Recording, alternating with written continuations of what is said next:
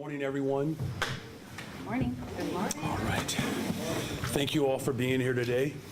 And I'm looking forward to the opportunity to engage the people of Chicago again around our investing in people and building a better, stronger, and a much safer Chicago.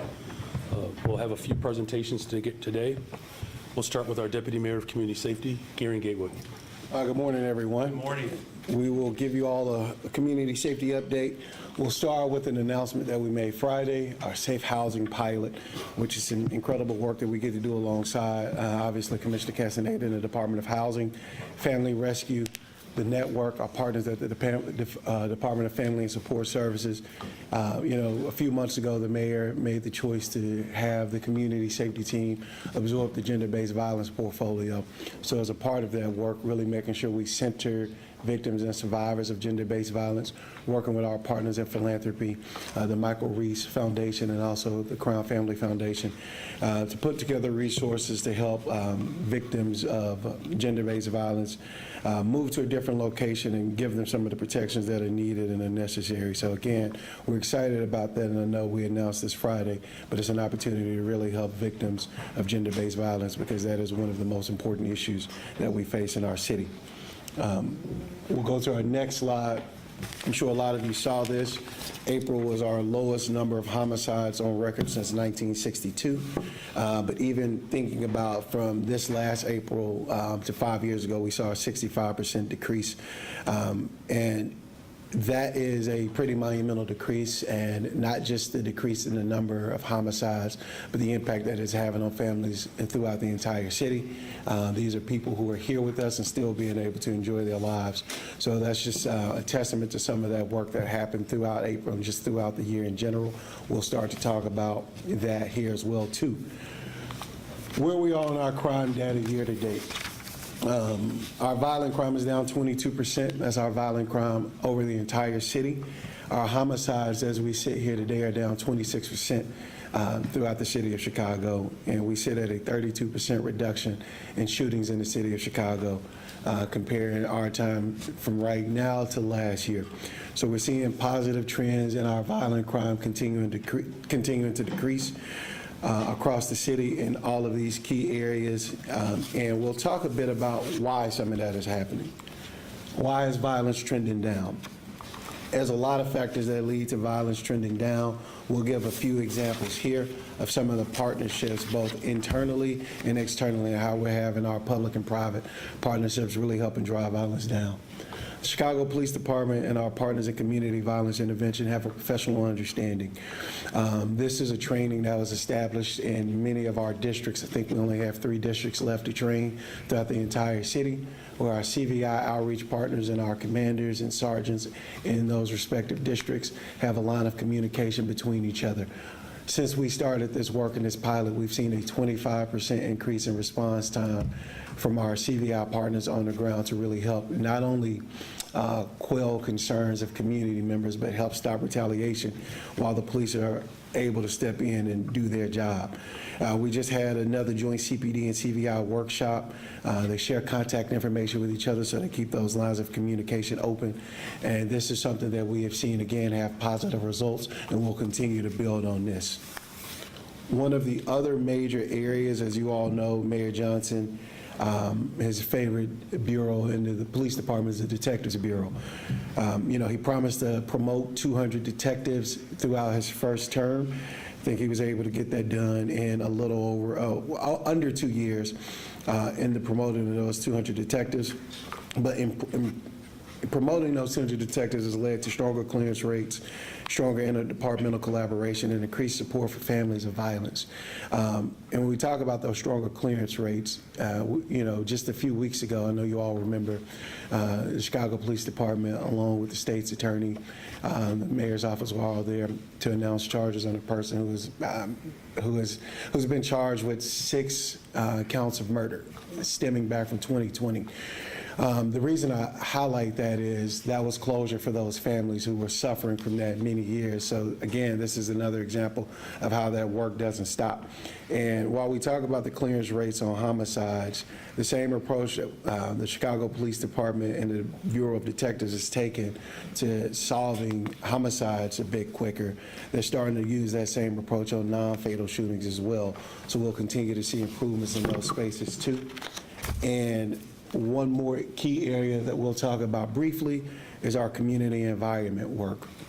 As many of you know, it's not just around driving shootings down or driving violence down. It's about that community environment work that happens. As you see on the screen, last year, we came together to clean 250 vacant lots across our 10 block groups in the People's Plan of Community Safety. We established a regular cleaning cadence that will obviously continue this summer. We also launched a Make the Right Call campaign to improve 311 awareness and have people understand which lines to call to get the necessary responses. Really quickly, just last year in our block group areas, we responded to 5,000 311 requests and got those solidified. And I'll give one more point and I'll pass it over to Commissioner Castaneda. Later this week, we'll be having our second tabletop exercise around large gatherings where we're bringing our city partners together with external partners, youth organizations, community-based organizations, to think about how we work together to help on teen trends and help each other in general with some of the violence we've seen in our city so we can continue on the trajectory that we're on. With that, I'll pass it over to Commissioner Castaneda. Thank you. Thank you. Thank you, Deputy Mayor. Good morning. Good morning. Good morning. I'm going to talk a little bit about green social housing, which has been one of the mayor's big points for affordable housing from the last 2 years. Obviously, why green social housing is needed is because we are in a housing crisis. A 2023 study from the DePaul Institute of Housing Studies cites a shortage of about 119,000 fewer affordable units than there are families in need. Right now, the single biggest way in which we are building affordable housing is through the low-income housing tax credits, or LIHTC, and that relies significantly on federal resources. In fact, LIHTC itself is a federal resource. Right now, we are in a very difficult environment, including that on Friday, President Trump's budget proposal eliminated community development block grants, eliminated home funds, which puts into jeopardy, in a really big way, the way in which we have been building affordable housing up until this point. Green social housing is urgently needed because we need a different way to build affordable housing. So green social housing, again, it is a key initiative of Mayor Johnson's Housing and Economic Development Bond. It is mixed income housing that is permanently affordable. It creates multiple ways to develop. It can be through new construction or acquisition and rehab. It provides low-cost financing to housing developers. Funds can be used for different projects, and the Residential Investment Corporation, or the RIC, will generate equity that can then be used to self-finance rehab, invest other projects, or go for deeper or more affordability within a development itself. The way that the green social housing financing works is that we're really looking to develop a green social housing revolving loan fund. It will be run by the Residential Investment Corporation, by the RIC, and the idea is that because we are looking for much smaller returns on the equity, we will be able to help make these deals happen, and happen in a less expensive way than they have traditionally been happening to this point. Our contribution as a city, so what the city is putting into each project, will revolve, because as you saw in the prior slide, the construction financing, when it gets paid off at stabilization of a project, so when the project is ready to become permanently stabilized and housed and ready to continue to operate, at that point the loan will get paid back off, which means that money comes back to the RIC and can be put into a new project.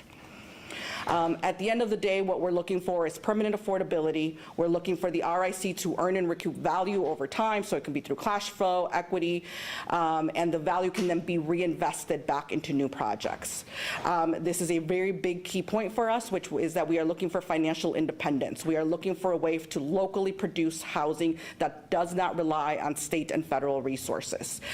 It will be green to DPD's, Department of Planning and Development, Sustainable Development Policy. We will be creating good jobs, as we will be ensuring that all the minority and women business enterprise metrics are being met, as well as prevailing wage. The RIC will form joint ventures with private developers for construction.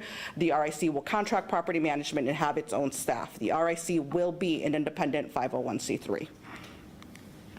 The mixed income approach allows the 70% of the market rate to subsidize the 30% affordable without additional federal subsidies. Normally, this is done through a combination of other federal resources, but through this approach, we are ensuring that the cross-subsidization can happen within a development and eventually across the whole portfolio.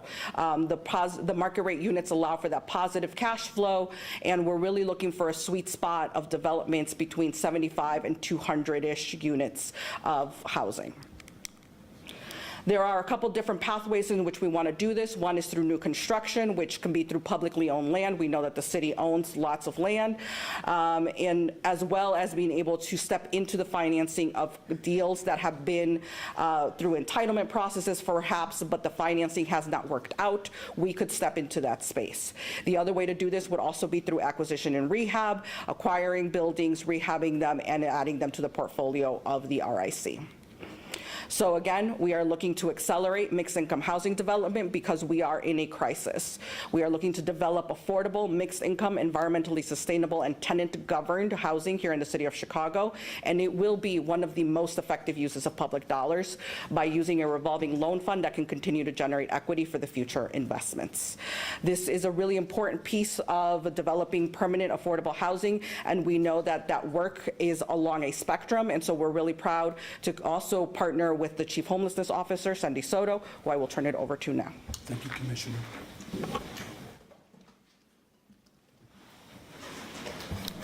Thank you. Good morning, everyone. Thank you for being here.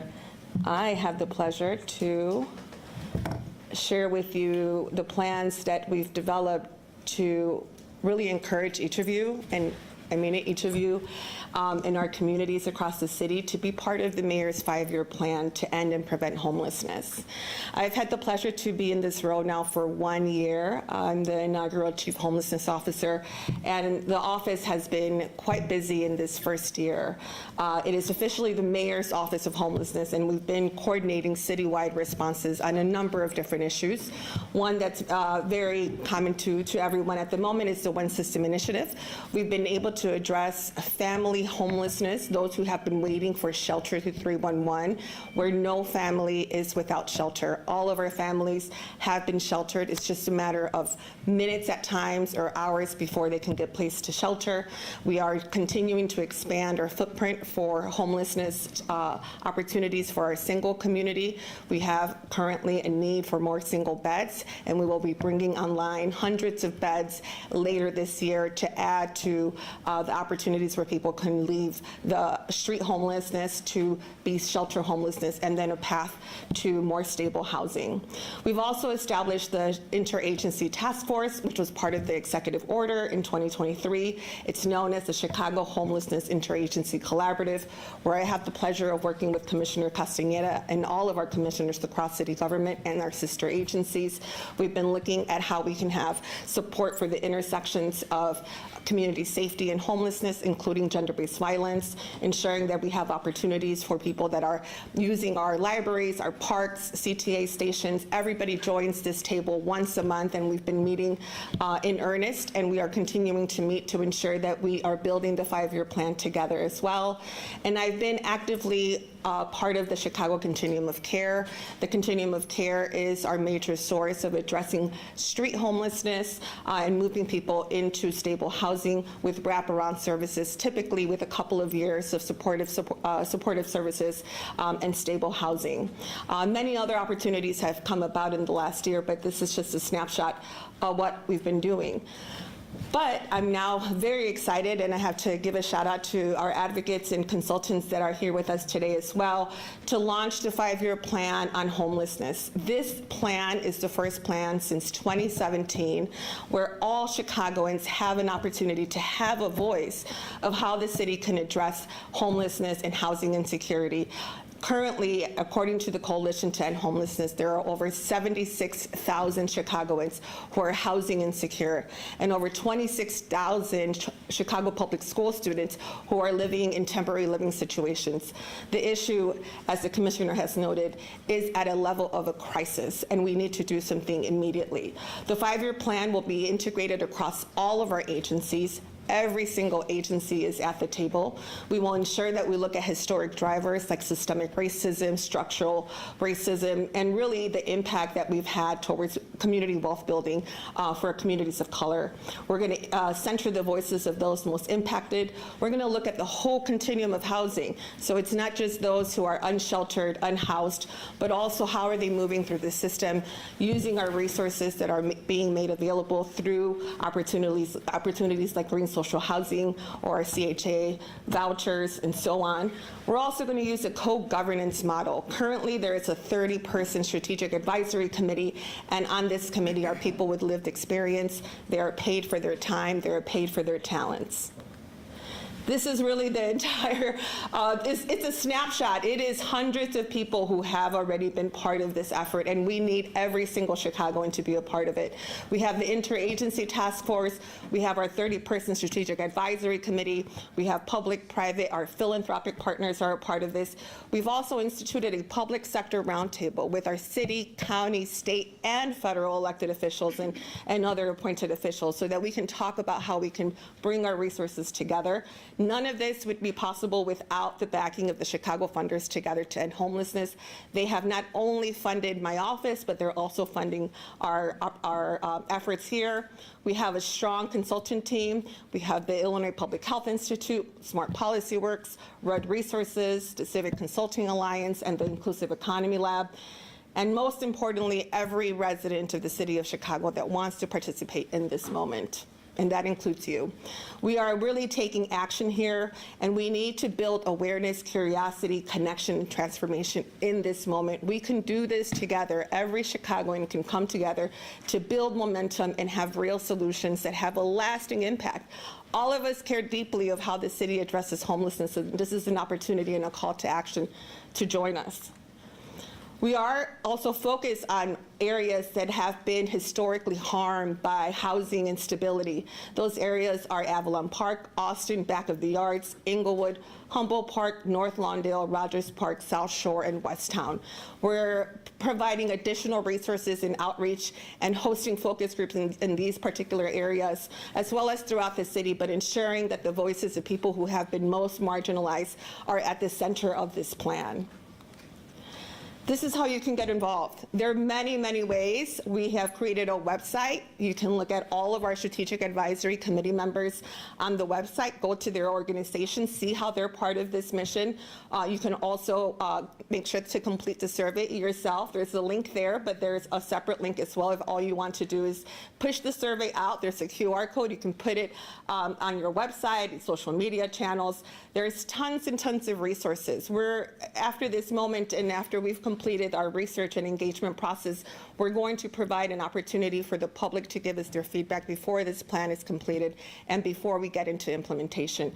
But there is not enough time here for all of us to ensure that we can get our voices heard and at the table. So throughout the month of May, we're going to be really promoting opportunities for people to be engaged in this process. We're going to be reaching out to all of our aldermen, making sure that they know how to reach out to their constituents and provide opportunities for them to be part of this effort as well.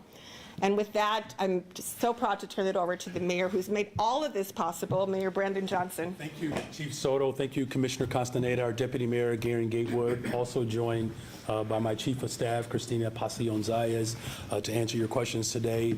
The hope of all of this, and I know that was a lot of information, you all, but we're really counting on you, members of our press corps, to ensure that the people of Chicago are fully aware of how our investments are showing up for them, the opportunities that are available to them, and how we move forward collaboratively as a city. The coalition that we've built, the cross interdepartmental work that we're all doing to create stronger neighborhoods and investments for our people It's been a Herculean challenge, but it's one that we are up for. So with that, we're happy to answer any of all of your questions today. We're doing one question, one follow-up, and for ease, Mariah, after you get the question, pass it to Justin and then pass it back so I can get it over. Thank you, guys. Hey, Mayor, how's it going? Good. We got a statement last night from the Joint Civic Committee of Italian Americans criticizing the handling of the Columbus statue. You're a history buff. I know you've thought about these things a lot. What do you think the legacy of Christopher Columbus is? Well, look, I know that there has been a great deal of debate around how monuments and statues, reinforce conditions and trauma, but also for some individuals, it speaks to a legacy that some folks are proud of. I've been very clear about, my position around the entire transatlantic slave trade that not only enslaved Africans, but also dismantled and eliminated to a great extent indigenous people, right? That history is real, and it's important as a country, particularly at a time in which history and art and culture is being eroded, that we continue to express and tell the truth about our past. And we do that because it gives us, hopefully, some clarity about how we can show up for generations to come. But the main focus really has to be around how we all collectively respond in this moment to protect and secure our democracy. This is also about, again, how we move forward. So, I'm happy to have a much larger, circle or conversation around the historic harms that have been caused. And I think it's important as a city that we bind together around our collective story, which is the formation and the establishment of this city, a Black Haitian immigrant that opened up opportunities for immigrants around the world, and a Potawatomi woman. So a space in Chicago where descendants of slaves and immigrants can come together collectively to enjoy the greatest city in the world. Your administration faced criticism for the pro-Palestinian protest puppet that was on display at the Cultural Center, but defended it, left it up, kept it up there in that exhibit. What do you think are the differences between that exhibit item and this monument? Well, look, as we've discussed before, the way art is depicted for individuals to be able to express their political views, I'm not sure if that's a comparable argument. Now, of course, people can make that, but art in and of itself can be interpreted in many different ways. I've seen art with the American flag depicted in a noose tied around a Black man. Now, I've seen art where it depicts individuals on the bottom of a slave ship. Now, we do know that art doesn't just tell the story of a particular group, but it also speaks to those who have been responsible for some of these, or if not all of the acts that we are constantly debating. But I think what's most important here is that art and culture in particular is something that I don't believe we should erase. And we do have to make sure that our presentation is depicting not just truth, but the best part of our existence, which is our collective humanity. And that's what I'm focused on right now, is our collective humanity. And I know that there is a propensity for individuals to find these dividing lines. That's what the Trump administration is doing, just focusing in on the dividing lines. But I can tell you, all of Chicago wants us to address homelessness. All of Chicago want us to address housing. All of Chicago want us to address violence in the city. And that's what we're doing. That's what my administration is doing. These other matters, of course, sure, they can warrant some of our time. But when I talk to people, they ask me, Mayor, how much faster can we build affordable homes? Are there more opportunities for youth in workforce, particularly for our young people? How much quicker can we see these numbers and violence go down? That's what my administration is focused in on, and I'm going to continue to lead the way at a time in which the divisive nature of our politics and governance, that it doesn't, it's like yeast, where yeast can spread and rise. We have to beware of the type of yeast that spreads division and rises division, that we're going to spread something that is far more dynamic than the divisive tools that are being used right now. We're going to spread a collective response to how we show up for working people in this city. Thank you for your questions. Hi, Mayor. Do you have any advice, or have you spoken to DePaul President Robert Manuel ahead of his trip to Washington, D.C. to testify before Congress tomorrow on alleged anti-Semitism on campus? If you haven't spoken to him, what advice would you give him, having testified before Congress yourself? Well, I have not spoken to him, and, you know, as we move into the celebration of Jewish Heritage American Month, you know, our city has been on the front line of rejecting anti-Semitism. We were, if not the first, but one of the first major cities in America to, in very certain terms, condemn the attacks by Hamas against the Jewish people and against Israel. We will continue to, you know, affirm our position and show up for the Jewish community. You know, as far as advice, just tell the truth. Just tell the truth. On the tabletop discussions, how many more of those are you all going to hold? Is this the last one? And how are you logging suggestions that come out of those discussions to ensure they're not just going into a void? Are there any fresh ideas that you're going to try out this summer that have come up in the first tabletop discussion on mass gatherings? Deputy Mayor, would you like to address that? Thank you for that question. So our team literally took every suggestion that was there. As we have our follow-up Thursday, we go from those suggestions to action. People who made suggestions, we want them to be a part of the work. We want people who can provide resources and support the young folks to come outside with us and actually help this summer. You know, we've had a history of, and not even in this group, because this group has been very good, a history of opinions without action. So we want action. We want people who can actually help us continue to drive violence down, to continue to help young folks and people across the city. So we have our schedule for Thursday, and then we'll have a youth-focused tabletop that will be led by youth groups throughout the city that we're working on. And those will be the final two on that particular topic. But we have tabletops on other topics all the time, Lollapalooza, NASCAR, so on and so forth. But this is the first one that we've actually done that has included folks external to government to really think about the ways that we could work together and show up for the people in Chicago. And that's important. My, you know, main objective and responsibility in this moment is to continue to bring people together, to build the coalition that's necessary to respond to all of these critical issues. And, you know, Friday, I believe it was Friday, spent a good part of my day in the 2nd Ward, River North, Streeterville, a few of the neighborhoods there, and Alderman Hopkins' ward, and talking directly to people who have very different opinions. In order for us to build the type of economy that's necessary, more homes, responding to homelessness, you have to have safe communities, right?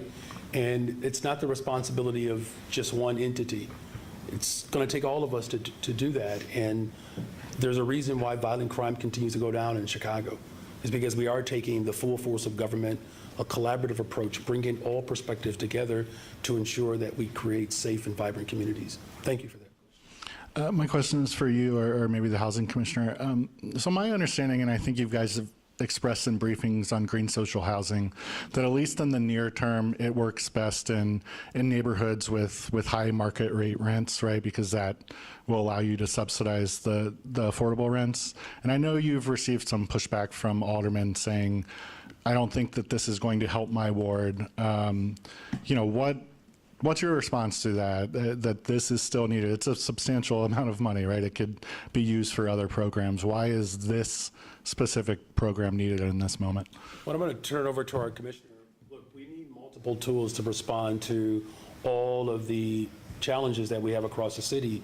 As you mentioned, there are neighborhoods where families who have been indigenous to those communities are being priced out.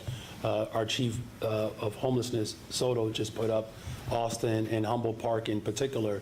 If you look at what's happening across the country, where the average price of a home in New York, for instance, is $1.1 million, the average price of a home in Los Angeles is anywhere between $800,000 to $900,000. Now, in the city of Chicago, you can still find homes between $275,000 and $350,000, but for some families, that is still out of reach. Rent at the time in which my wife and I had our first child, I think we were paying $675 in Humboldt Park. There are folks who are still aghast when I tell them that, but 2 bedrooms with a washer and dryer in Humboldt Park, $675.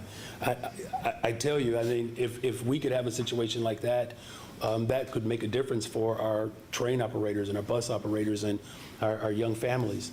And so this is yet another example of how we cannot rely upon the federal government to come and do the right thing. And so we have to have a tool in place that creates affordability across the city. Here's what I'm also saying, that in the midst of division, there's been a lot of talk about the hyper-segregation of our city. Creating affordability across the city allows for families who have been historically concentrated in one particular area could now experience Chicago in a neighborhood that is not necessarily historic to that particular people group. That should be a good thing. Commissioner? I could not possibly say it better. I think that the very crux of what the mayor said is that this is one tool in the toolbox. We do consider green social housing to be a citywide model, and there are lots of places where it will work. And the thing that we need to be able to do at this point is to be able to get deals in front of the RIC board to actually vet and evaluate. But we are very confident that across the city, there are many communities where this will work, including in communities where private market equity has not taken an opportunity, has not taken the chance that we are willing to take because we are looking for a different outcome. Ultimately, we care the most about being able to build the affordability and build the housing. And then, Mayor, we spoke about this Friday, but on the CTA appointment, you know, transit advocates are still calling on you to conduct a national search and to hold off on making an announcement until whatever happens in Springfield happens in Springfield. So the CPS and CHA have hired search firms, are conducting searches at CPD. Obviously, you appointed Carlos Ramirez-Rosa. You know, what goes into whether or not you conduct a search or whether or not you appoint, you know, kind of go the more traditional Chicago route of appointing an ally, right? Well, I will just say it's about making sure that we have the right person in the position to lead these agencies, right? There's no nepotism here. These aren't people who have my last name or have my bloodline, right? These are not people that, historically have all been, completely within my own political trajectory, right? I've met a lot of fascinating people along the way. To the point of our new aviation commissioner, showing the presentation of private and public experience. And someone who I just met. The Board of Education, for instance, the board president, Sean Harden, and I, we don't have a long political history, so I don't make decisions just based upon someone's political affiliation. We're talking about compassion, competency, and the ability to collaborate. I believe what's important, and what's most important, is that if you look at the trajectory of public transportation in the city of Chicago since I've been mayor, ridership is up, 300 million rides between buses and trains. Our hiring is up. That's being reported, and we appreciate you all. And there are more opportunities for us to hire people, and as a result of that, we're able to move stronger transportation. There's still much work to be done. Please don't misunderstand me. And I appreciate the advocates that are pushing for the right person. I was elected to lead the city. Now, that's something that's important for the residents of Chicago. They trusted my vision for the city. And I'm going to make sure that we place someone in position who reflects the values of working people. That's important. Someone who understands systems, someone who appreciates public accommodations and has experience of using public accommodations. And we're going to continue to work with the advocates. Whomever I appoint, that doesn't end our work. That's just the nexus to what we're going to ultimately have to do moving forward, and that's to create an affordable, reliable, safe, clean public transit system that all of Chicagoans and residents can come to appreciate. Thank you for taking the question. It's been almost a week since you visited Springfield, so I'm just wondering now, a few days later, what fruits have those efforts yielded? Any promises, any revenue options that you may have secured from Springfield? Well, thank you for the question. Our work in Springfield did not begin last week, so I just want to make sure we name that. We've had ongoing conversations with the Senate President, the Speaker of the House, and the Governor and his team, along with other leaders of the General Assembly, and we appreciate those engagements. What I took away from those conversations is that everyone knows that supporting Chicago supports the entire state of Illinois. We're not asking for any special treatment. We're not even asking for anything that is insurmountable. All of the conversations that we had when I was there were a continuation of conversations around what is it going to take to ensure that the residents of Chicago and those who represent Chicago can go back to their districts and constituents and say, here's how we help support the city. And so our categoricals around, we don't want to see a reduction in those reimbursements, particularly around special education, bilingual education, and transportation. That's critical. All of Chicago benefits from those investments. We want those reimbursements to be at a higher rate, particularly at a time in which the federal government continues to attack our education system. The One System initiative, right? This is the outbreak of a lot of planning and work. Our chief of homelessness, to ensure that that budget item stays there, right? I can tell you as a chief executive, just because you present something in the budget doesn't automatically mean it's going to be in there. So this wasn't going down to just ask for something that we've assumed we've secured. We take nothing for granted. And then our telecom and our surcharge. Did I miss anything else, Chief? CTA. Oh, and this is CTA and the transit. Look, 87% of the ridership, it's Chicago and the region. Right now, the distribution of those resources have not matched what we believe is an equitable distribution. So we're hopeful, right? And we had a recent follow-up with the governor around our time together in Springfield. I will be meeting with the Senate President next Friday. Speaker of the House, same thing. We'll continue to have these ongoing conversations, and we're going to remain hopeful that the city of Chicago will receive what is necessary for this particular moment in this session. You mentioned that what's good for Chicago is good for the state. Yeah. Chicago is also seen as an economic engine for the Midwest, but its growth rate isn't as as fast or as it doesn't grow as rapidly as some of the other cities around the country or around the globe. One of the things I'm curious about is, as you're looking at the city's finances and various policies, can you talk a little bit about, what your perspective is on making Chicago competitive in terms of residents, businesses, investments, as you're competing in a global environment? Yeah, well, one of the things, though, that I think it's worth discussing is that, to your question, thank you for the question, is that look, we're the top relocated for corporate headquarters anywhere in the country. So we are quite competitive in that regard. I believe it's 12 years in a row now. Mm-hmm. We were voted the best big city 8 years in a row. The most diverse economy, not one particular entity of our GDP comprises over 14% over the overall GDP, the world's fresh water, our transportation hubs, best universities, top labor force. I believe that in terms of what we are experiencing right now, we are in the midst of that transformation that I've been talking about. So you look at the numbers for hotels and hospitality, our occupancy last year was almost 70%. right? The revenue generated from our downtown hospitality, we're already, pushing past pre-pandemic numbers. We're building affordable homes downtown with the repurpose of our office spaces. So what's happening in the city of Chicago right now is that we are moving out of that very traditional, stoic form of governance and operation, and we're becoming far more nimble and flexible. It's like, I don't know, maybe to use a football analogy, we're not just simply running the ball and using our sort of traditional forms of an offense that, we have multiple receivers, we're in shotgun, moving in motion. It's just a far more innovative approach. And as far as population, we're going to get there.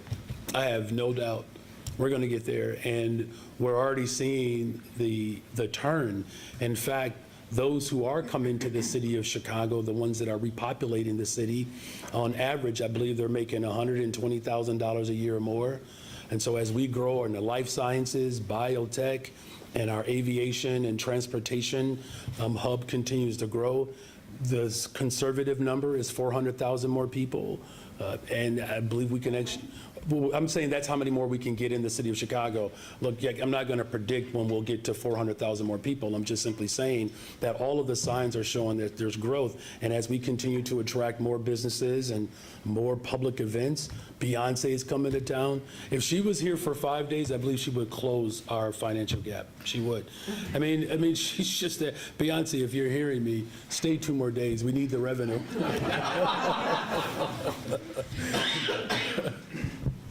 Good morning, Mayor. Good morning. Quick follow-up on your trip to Alderman Hopkins' ward. What did you hear there? Talk about any compromise that we might be seeing on a curfew. I'm sure you heard a lot about that from the residents there. Yeah, well, you know what I heard the most about, though? We're making sure that community groups can plug into the work that we're doing, and they want to know how else can the city of Chicago be supportive of their particular efforts. So things as, as Chicago as community neighborhood festivals, where, I got to get on Chicago a little bit. These events, these neighborhood festivals, there is a recommendation for a donation for these events, right? These are not Chicago-ran events, these are neighborhood events, and those donations are going down. So Chicago, when you go to these neighborhood events, I implore you, if you want to continue to see these events grow and remain, there's one coming up June 14th, 15th, in the second ward. It's been around for 50 years, and the donations have just gone down, right? So we're encouraging people to donate. These events mean something to you, these concerts and food and activity. We had conversations around how the business community can be better supported and their operations that we have to do that. As far as the curfew is concerned, I didn't hear anything that I hadn't heard already. People are committed to working together, and they appreciated, my presentation, and we learn from one another. Look, our neighborhoods are so unique. So the experiences that people have in Chicago can be, they're diverse experiences, right? And so what we made a commitment to doing is that there has to remain a level of accountability, which our superintendent is committed to that. But even with the curfew violations, we've seen them go down dramatically over the last several years. What they also talked about was ways in which we can sharpen our collaboration, and that's something I'm committed to doing. If there's one thing that I've learned over the last 2 years is that, I have to spend even more time with different, respective community groups. So that's what, came out of our discussions, and we'll continue to have them as we build safer communities that work for everyone. The other part of that question was tomorrow's council meeting. Are we going to be seeing any type of action? I don't know what the committee has planned. I believe that they did gavel in or gavel out, but I'm committed to ongoing conversations. Second question, talk about your mindset when it comes to dealing with incoming disagreements, we'll say, from citizenry who you could do everything for and still will not be happy. When you have the job that you have, talk about where you are emotionally, mentally, when you're having to deal with that, but still working on their behalf. It's like being at the dinner table during Thanksgiving. There's general agreement around the menu and why we're celebrating and what we need. Sometimes there's a disagreement on who gets to make what. I can tell you there are a few family members that I wish they would stop bringing things to the Thanksgiving menu. I won't call them out today. I mean, look, this is the beauty about Chicago. You can have arguments and disagreements with people who deeply not only care about the city, but they want the city to succeed. It's my responsibility, and I admit, this is something I have to do more of, and I have to be even more strategic about how we have these community engagements. So many of you all know that I'm doing these lakeside chats, visiting senior homes. I visit high schools on a regular, consistent basis. I spend time talking to business leaders. You know, if I go into the grocery store, it turns into a town hall, which this is probably a shameless plug. Should I do it? WGN will be having a community town hall featuring Lisa Dent and Tamon Bradley. So I would encourage everyone to tune in tomorrow night where the community can actually ask questions to me directly. And that's really what I'm getting at. That's the beauty of this assignment and this job, to hear the diverse makeup of all of our residents. And what you're seeing, though, is, and I'll close with this, we're not having this type of success if we're not engaging people. Like, Mayor Johnson is not solely responsible for all of the success. No more than am I responsible for all of the challenges. But we are all responsible for our success as well as overcoming our challenges collectively. That's why violence is going down in Chicago, because we're listening to people. It's why we have this new tool with green social housing, because we're listening to people. It's why we have a 126% increase year over year for more shelter beds, because we're listening to people. And there are some people who might fuss and yell, but when that conversation is over, we make a commitment to continue to show up for all of Chicago. And that is my responsibility. That's my reflection. That's what I'm going to continue to do. I'm going to do more of that. And if there's one thing that I wish I would have done starting 2 years ago, was to start off with town halls at WGN, where you can tune in tomorrow night from 6 to 7 o'clock. You might want to mention Mike Mitzera because she's doing it. Okay, Mike. Okay, that's right, Mike. I'm sorry, Mike. I don't want to get upset. I do not want to get her upset. That's right. All right.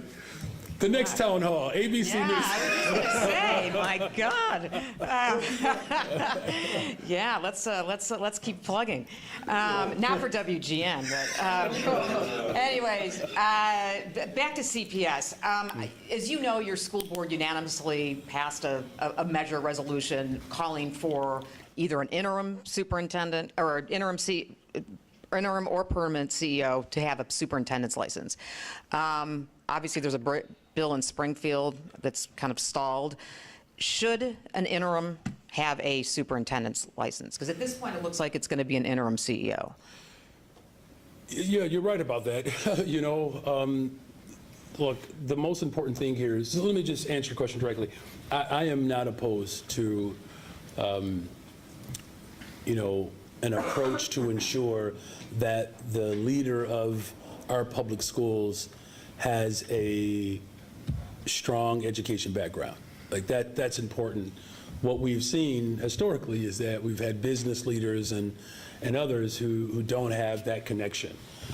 What I will say, just, you know, as a caveat to that, you know, there are individuals who have taught at the community college level and have led at the community college level that could be available for positions like that, not just in Chicago, but around the country. And I'm saying that there are a number of individuals that have education backgrounds that understand my vision for public schools that could lead the district. What's most important to me is that they understand the value of our sustainable community schools, because that's real strong community engagement. We're going to need a leader who appreciates and understands that, someone who understands the value of our workforce. quite frankly. You know that historically in Chicago over time that there's been a great deal of animus towards workers, particularly our public employees. So someone who has a deep and profound perspective around how our workers show up. And then most importantly, someone who is vested in our public education system, someone who understands the role of parents, who know the needs of students, particularly diverse needs of our students. That's what I'm going to be looking for as we prepare for a new era in our public school system. It is still a school board that's controlled by you, and they don't really agree on a lot of things. It's a pretty split school board, but this is the only thing they actually do all agree on is a superintendent's license. So why not make that part of the requirement, since this is your school board? Well, look, first of all, I think it's a good thing for the city of Chicago to have a school board that has diverse opinions, right? That's. I know Chicago has become customary of rubber stamp, and sometimes it probably feels a little bit more chaotic. But that's what the people of Chicago have historically said that we've wanted, and my responsibility is to continue to bring people together of diverse opinions. You know, look, as I've said before, someone who understands the direction of our school district is critical. That person has to have a clear sense of our financial challenges. This person really has to have a strong commitment to working with my administration in Springfield, someone who has those type of relationships. I actually think that there's something pretty special about our board president, which I think is a model for how our next interim could relate to the school board. Someone who is a product of our public education system, right? There's power in that. And I'm going to continue to work with our board members, Springfield, City Council, and our residents to ensure that the type of vibrant, well-funded public education system that we want for all of Chicago, that we have leadership that reflects those aspirations. Thank you. Hi, Mayor. Hi. You do know you get full credit for these town halls that are being moved That's right. by, Trademark WTTW. so thank you. Thank That's you how for it being the works. entry into that world. So I wanted to ask you about the curfew proposal, and it specifically says that it is that they could declare a curfew, quote, whenever the superintendent and the deputy mayor have jointly determined that there's probable cause to believe that a mass gathering will occur. How do you respond to criticism that that is essentially criminalizing people in Chicago, specifically teens in this case, for crimes that have not yet committed, since this statute would give the city the authority to take action before a criminal act had even been contemplated? Thank you for that question. Look, the ultimate goal is to prevent these gatherings from happening. Everybody's in agreement to that. I'm going to turn over to our deputy mayor in a second, because I think he could go into a little detail around the work that has been done to prevent these. Look, I've said from the very beginning, the constitutionality around this discussion is something that I have expressed my trepidation. And again, we want to keep people safe. And in many instances, we're able to avoid these occurrences from actually materializing. And there are some individuals that provocate violence when they're calling for these gatherings. But Deputy Mayor, just talk a little bit about how we're avoiding and working to prevent these occurrences from happening. Absolutely. Thank you, Mayor. Thank you for the question, Heather. We do a lot of work to try to prevent these from happening, from outreach to the organizers, pulling in our street outreach partners, pulling in, obviously, the Chicago Police Department. A lot of times you'll find myself and our Director of Violence Prevention and Community Safety, Manny Whitfield, on the ground to help stop these from happening. And one of the ultimate goals, even in that language, and obviously that language is still being tweaked, is understanding that if we know that there is a propensity for violence in some instances, if we've seen some of the same folks who have hosted these and they have led to violence, we need to do whatever we can to get in front of it to stop violence from happening. our goal is always be proactive, protect people and be proactive and continue to drive violence down. So that's also a part of why we've done those tabletops that include both people inside government and external partners, so we can find ways to come together to not only stop them from before they happen, but make sure we have the adequate resources around both internally and externally to make sure people have what they need. I reported this yesterday, I guess it was, although time has lost all meaning, that Superintendent Larry Snelling recommended 5 officers who shot at Dexter Reed, killing him, should be suspended for their actions during 2 other traffic stops in the 3 weeks leading up to Dexter Reed's death. Those officers, as I understand it, still have their police powers. Should they continue to have police powers, given that they have now been found to be sustained complaints for misconduct in other traffic stops that are very similar to that of Dexter Reed? Well, look, I mean, think of it this way, that we now have accountability mechanisms in place to address what many communities have known for decades, that these pretextual encounters and stops have been used in only certain sections of the city. And I can tell you, as a resident of the Austin community, and particularly on the west side, there's been reports that go back to the mid-2000s, or early 2000s, particularly right off of Laramie on the west side, where that has been a very egregious form of policing.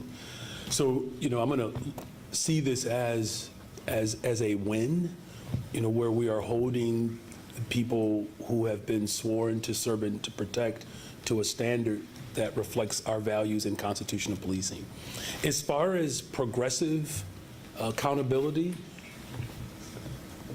I do believe that there is room for us to have, conversations about ensuring that the workforce of law enforcement fully reflects the values of our city. I won't rush to judgment on what progressive accountability could look like, but I will say that the mechanism that we have in place that investigates these type of interactions, and a superintendent who understands why it's so critical that the trust between law enforcement and community is maintained or restored or grows, that demonstrating a willingness to say, look, we're going to hold you accountable for these interactions, to prove positive to the people of Chicago that constitutional policing is the form of governance and that everybody has to embrace that. And again, what a continuum level of accountability needs to look like. I won't rush to judgment, but I will say this, as the chief executive of this city, constitutional policing and ensuring that our public employees are adhering to a standard that reflects our values. If you don't do that, you won't have a place in city government. Good morning, Mayor. Good morning. I want to actually follow up on Jake's line of questioning about monuments, but more in monuments in general, because there was, in a previous administration, a monuments project that looked at that question in a broad sense. And I wanted to know to what extent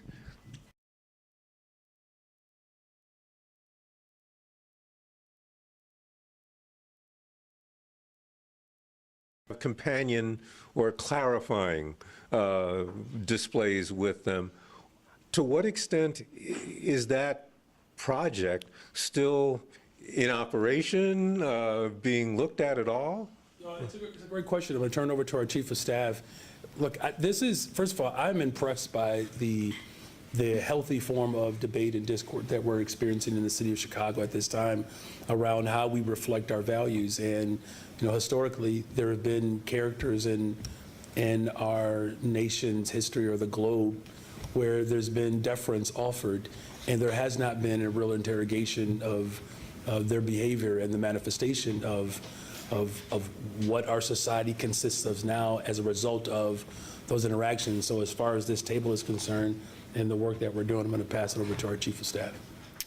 Yeah, so there was a grouping of individuals that came together, to examine precisely this topic. A report was issued with recommendations, even looking at very specific monuments, inclusive of the one of note. And actually, that report guided what was offered up to community to be able to meet some of the demands of community members, but also still honor some of the findings and discussions around the complexity of that particular monument. So all of this was followed. It's not just sitting on a shelf, it's actually being utilized in real time as these particular issues arise. But now let me ask you a more theoretical version of this, not ignoring the Columbus statue. Socratic method is being applied here. Yeah. This is good. But,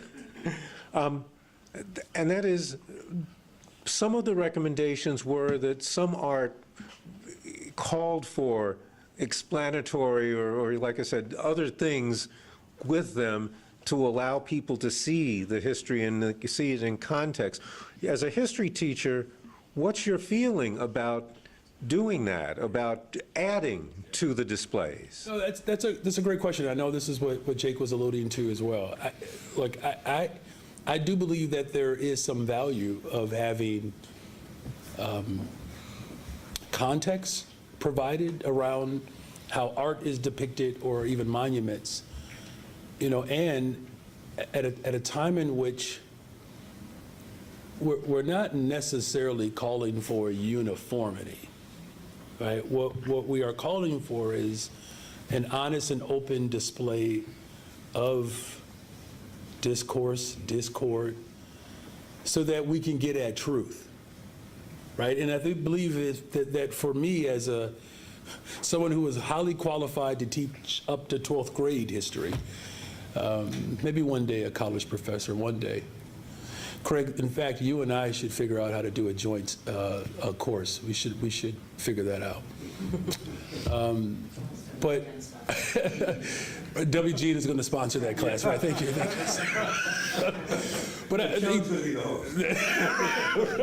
But but getting at truth, right, is important. And I know that art can be controversial, but I believe that there is a distinction between art and monument. I do believe there's a distinction there. Where art can depict a moment in time or where we're trying to go, where a monument solidifies a position, that by this monument in and of itself, we are honoring this particular monument. Where art is not necessarily telling you that you should honor their opinion or their thought. That was the distinction that I was attempting to make with your colleague. But the ultimate goal, as someone who has a love and a fascination for history, is that context does matter, and we also have to be very clear that even with context and the desire for other groups to be able to rally around their particular character, we cannot ignore what history has actually shown us or told us. And if we do that, I don't believe that's helpful for any particular group. I just believe that personally, that there's an opportunity for us to have a more thoughtful, open process, right? Because once upon a time, I don't even know who declared monuments to be moved into particular bodies of government or city hall.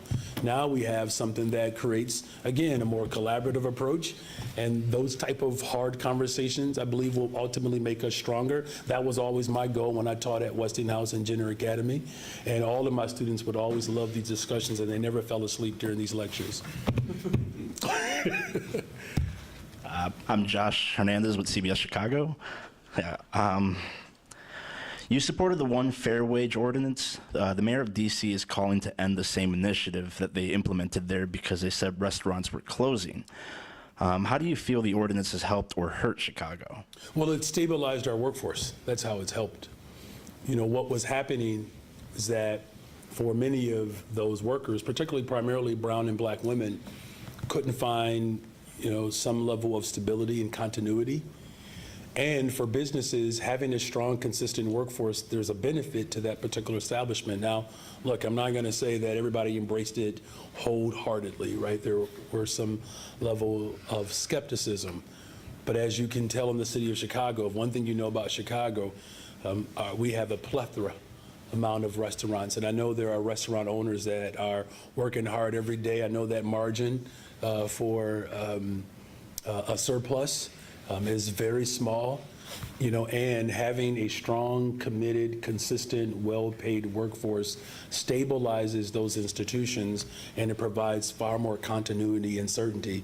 It's something that we firmly believe in, and I believe that, this is why Chicago is leading the way as the most pro-worker city in America, from paid time off, abolishing sub-minimum wage, but we're still attracting corporate headquarters. We're building affordable homes downtown. Our occupancy rate, particularly in hospitality, continues to go up. CPZ, we had about a month ago, the Chicago Cook Workforce Partnership brought in, oh my goodness, dozens of different hospitality groups. There were 2,500, I think that's a conservative number, of registrants there looking for jobs and getting hired on the spot. Our hospitality industry is second to none. And so I just hope that people recognize that if you have a good workforce, you're going to have a strong company and a business. Thank you. Good morning, Mayor. This is either for you or if Chief Soto wants to chime in, of course. Is this 5-year plan on homelessness based on any specific approaches or successes in other cities or places across the country? And can you elaborate on maybe how that was crafted? Yeah, no, that's a great question. I'll turn it over to our Chief Soto, but I will say, the business community and philanthropy, we could not have done this without this partnership. And that's, again, the coalition that I continue to bring together around community safety and housing and homelessness. I've had great conversations with Mayor Dickens in Atlanta, Georgia, with Mayor Bass in Los Angeles, where they're confronted with these challenges. The lessons that we are learning from our own experts right here in the city of Chicago. Chief Soto, you want to add to that, please? Yeah, absolutely. That's a great question. Our approach is really a couple of different models. We are looking at community health needs assessments and how the healthcare system uses community health needs to demonstrate housing being a social determinant of health. A lot of our hospitals look at community health programs by addressing homelessness and housing insecurity to improve health outcomes. And we're also looking at racial equity impact assessments. There's a wonderful organization in Chicago, Chicago United for Equity. A lot of us have a lot of experience working with them. I was proud to complete the racial equity impact assessment while at the Department of Housing on low-income housing tax credits. So we're pulling in REIAs and CHNAs to ensure that we're looking at this work through a human-centered, health-based racial equity approach.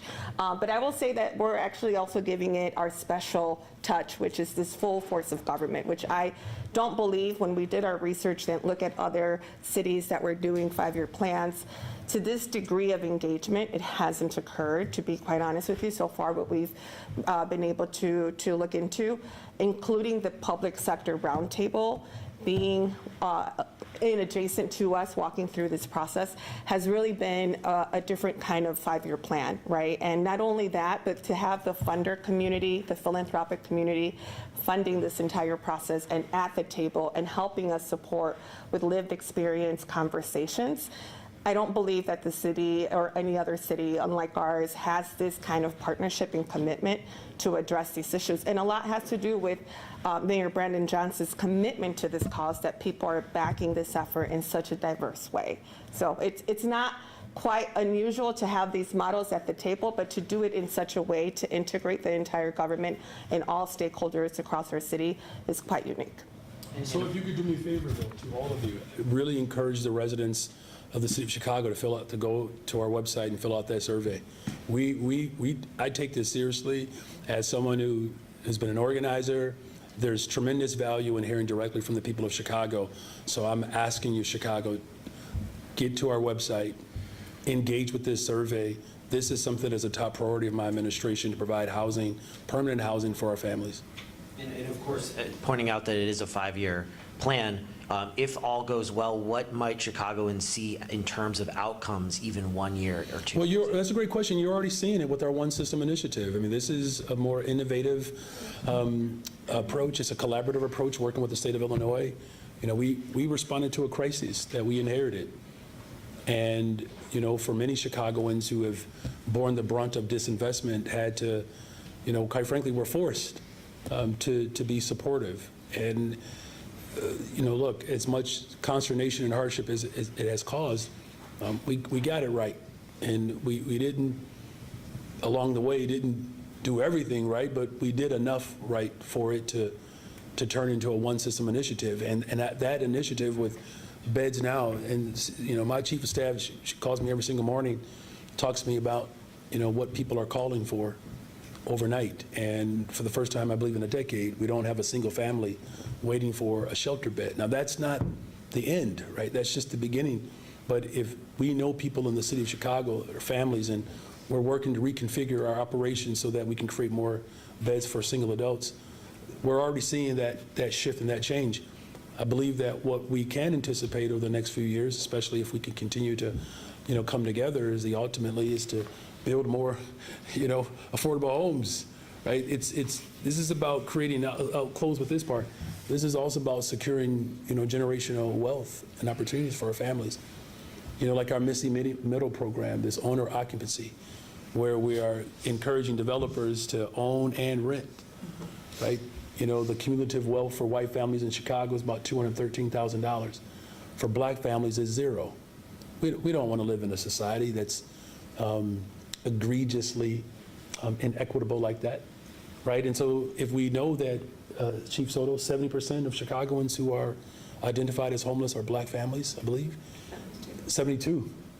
So that's why I'm making that connection to green social housing and the affordable homes that we're building. This is something that we all have to commit ourselves to doing so that we can get the additional 400,000 people that your colleague asked about earlier, repopulating the west, south side of Chicago, but all over the city of Chicago. Thank you for those questions.